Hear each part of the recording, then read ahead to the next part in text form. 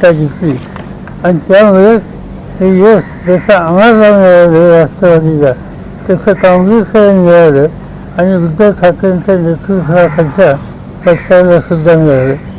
आणि या जे मी सुरुवातीला सांगितलं की परिवर्तनाचं वातावरण आहे आणि आम्ही तिघेही एकत्रित राहून उद्याच्या काळामध्ये आमची धोरणं ठरवू आणि महाराष्ट्राच्या जनतेची सेवा करायची खबरदारी घेऊ एवढंच या ठिकाणी मला सांगायचं. उद्याची बैठक ही दिल्लीला आज संध्याकाळी करेल ठरेल आणि ती झाली तर त्या बैठकीला माझी उपस्थिती असेल.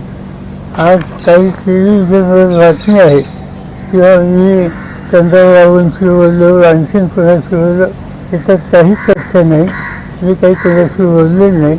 बोलणं माझं झालं असेल तर ते काँग्रेस अध्यक्ष आणि काँग्रेस नेतृत्व यांच्याशी झालं, बाकी कुणाच्या संबंधित नाही.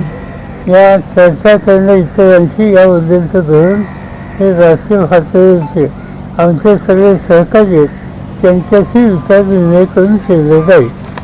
सर, सगळे म्हणतात की तुम्ही तुमचं वय